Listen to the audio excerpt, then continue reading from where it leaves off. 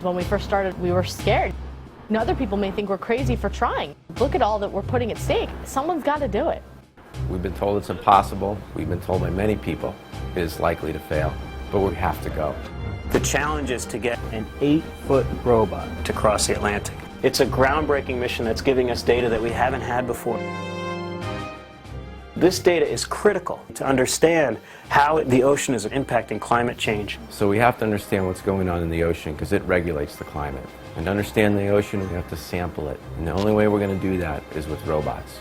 There is a big urgency here. We're at a race against time because the oceans are changing in our lifetime. And major changes in the ocean have always resulted in major changes of life on Earth. The odds are very slim that we're actually going to get this vehicle across. This is not something that's easily done.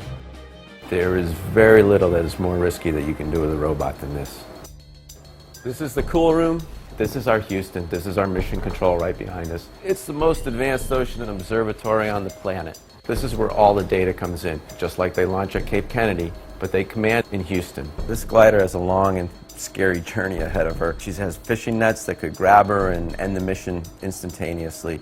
We've only been out 5 days and we're already in danger. We're heading for a fleet of scallopers, so we have to get out of there quick. There's hurricanes that can just toss her from the tops of 50-foot waves down into the troughs. This is a weather map for the ocean. We're flying from one storm to another storm. We get storm to storm to storm to the Azores. There's the sea monsters. There's all kinds of biology out there. The squid, the sharks that can latch on, attack anything at any given time. We are a month in, and this is very scary for us to see because something's out there. August 27th for RU27. 4 months in, we have a glider in trouble. Something's causing her to spin, and we're at the mercy of the currents. Several clocks that we're racing against. One is that we have a hurricane heading our way. So here's the hurricane, and here's the Azores to the south, where the glider is.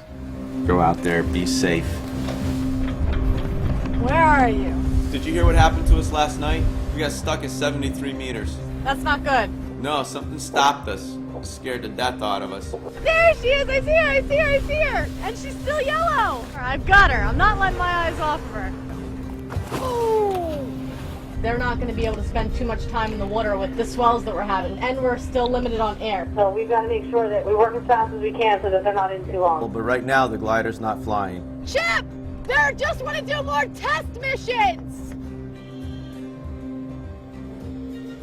Blue shark just got my pulse gun. Some sharks in the area. I'm watching the divers. I want to make sure they get back on board. Well, we've crossed all the way from New Jersey to the European side of the ocean. Scarlet has flown longer than any other glider in the world for 6.5 months.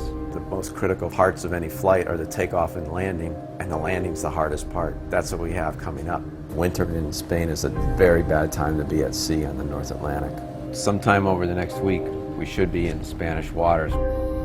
If we make it, we're the first ones to fly a glider across the Atlantic, and that's big.